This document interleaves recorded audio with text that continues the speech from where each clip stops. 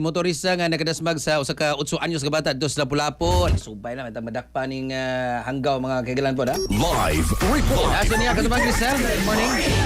Nasubay na sa Traffic Enforcement Unit sa Lapu-Lapu City Police Office ang motoristang nakadasmag sa usa ka 8 anyos nga batang lalaki sa Suba Masulog, Barangay Basak, Lapu-Lapu City niadtong Lunes, Hulyo 27 pasado alas 10:30 sa buntag. Ang maong insidente nakuhaan pa sa CCTV. Apan paghuman niini, nibalik pa ang driver o gisusi ang sitwasyon sa maong bata.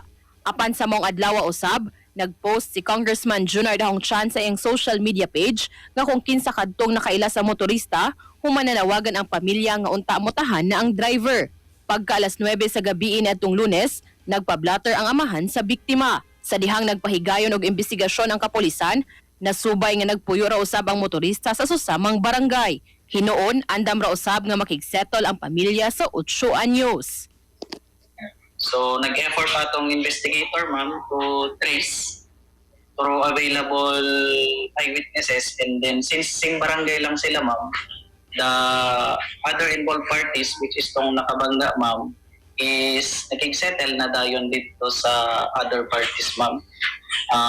Pagkaari dito sa investigator na to, they are already going to amicably settle on the same barangay, which is on Barangay Basak. Para sa atong mga katropa nga gustong palig-uno ng immune system, malikayan ng ubo, hilan at labad sa ulo ug di makahilab sa tiyan, ang Santon Vitamin C, the alkaline vitamin C maoy haom alang kanato mga katropa.